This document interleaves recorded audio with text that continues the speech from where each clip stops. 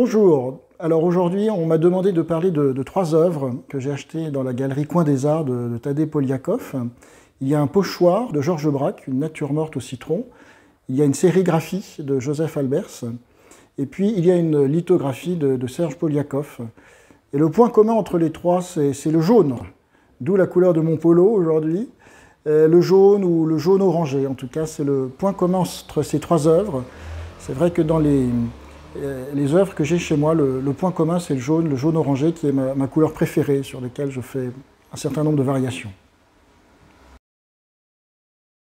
En fait, je pense qu'en y réfléchissant, ça vient d'une de mes lectures, quand j'étais jeune, du manuel des couleurs de Johannes Itten, qui était un professeur au Bauhaus, en Allemagne, dans les années 1920. Et comme un certain nombre d'autres théoriciens des couleurs, il a écrit un manuel des couleurs. Et dans ce manuel-là, il expliquait, ce qui en soi n'est pas très original, mais m'a beaucoup frappé quand j'étais adolescent, il expliquait que la couleur la plus chaude, c'était le jaune orangé. Et moi, ça m'a beaucoup parlé, parce qu'en fait, dans la querelle entre le dessin Florence versus la couleur Venise, sans négliger le premier, j'ai toujours été plutôt du côté du deuxième et de la couleur. Et donc, depuis pas mal de temps, j'ai opté pour la couleur la plus chaude, qui est le jaune orangé. Et puis le jaune est susceptible de beaucoup de variations. Vous avez des jaunes assez acides, mais très beaux, comme ceux de Véronèse. Vous avez des jaunes chauds qui viennent de l'ocre. Enfin, c'est vraiment l'origine naturelle du jaune. Et vous avez des jaunes beaucoup plus pâles. Enfin, il y a une variété de jaunes qui est à peu près aussi grande que la variété de vert. Et souvent, on les connaît moins. Et je pense que le jaune devient beau quand il n'est pas agressif. Et un jaune bien fait n'est pas agressif, il est chaud. Alors comment j'ai choisi ces œuvres-là? En fait, ça marche beaucoup.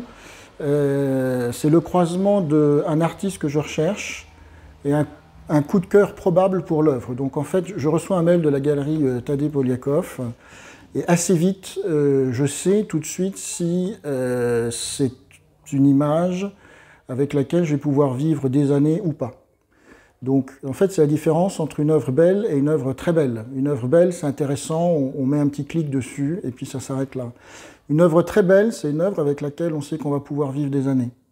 Donc, quand je reçois un mail de chez Tadej Poliakoff, il y a des artistes que je recherche, et quand en plus, pour un artiste que je recherche, je tombe sur une œuvre où là, il y a un déclic, je me dis, il faut que j'aille la voir. Alors, dans le cas du pastel de Georges Braque, donc, qui est une nature morte au citron. Les couleurs m'ont intéressé, en plus il y a du rouge chez moi.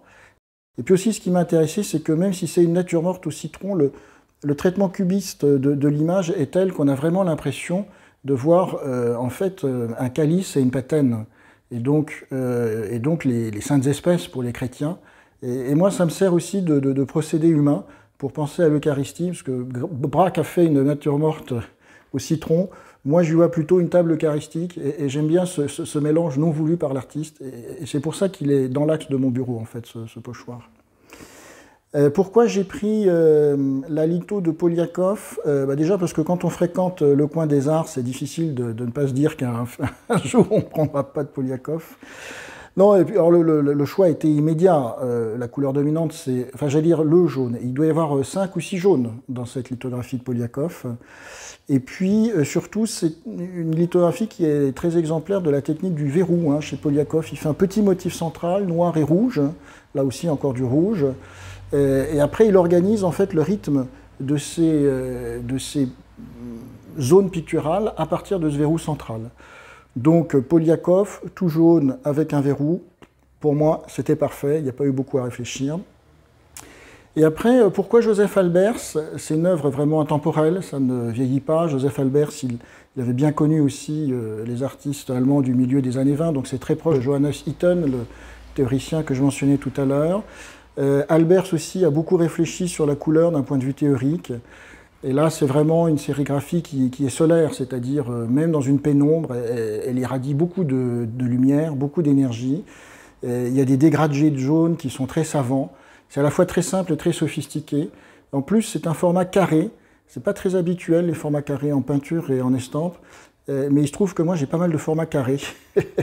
Donc Albers, jaune, carré, ça rentrait dans les cases aussi. Après, dans la durée, comment je vis avec ces œuvres-là? En fait, je dirais que tout est dans l'accrochage. C'est-à-dire que je fais assez attention à côté de quel autre cadre je les accroche. Par exemple, j'aime bien les tableaux contemporains où il y a assez peu d'éléments, et plutôt des patatoïdes en quelque sorte, des éléments très doux. Et puis j'aime bien les styles aussi un petit peu graffiti, comme Jan Vos ou Dubuffet vers la fin de sa vie. Et donc je sais que, en tout cas, je ne peux pas mettre deux tableaux avec des patatoïdes l'un à côté de l'autre parce que ça va faire trop doux. Et je ne peux pas mettre deux tableaux avec des graffitis l'un à côté de l'autre, parce que j'ai essayé et ça rend fou. C'est-à-dire l'œil est littéralement agressé. Donc en fait, je fais des équilibres entre les tableaux de rythme, je fais des correspondances de couleurs, mais en fait, je ne change jamais le tableau de place uniquement pour des raisons liées à ce tableau-là. En fait, quand je change mes accrochages, alors j'ai des simèses chez moi, c'est parce que je veux faire des correspondances entre différents types de tableaux, et comme dans mes tableaux, il y a presque toujours du jaune, les harmonies se font assez rapidement.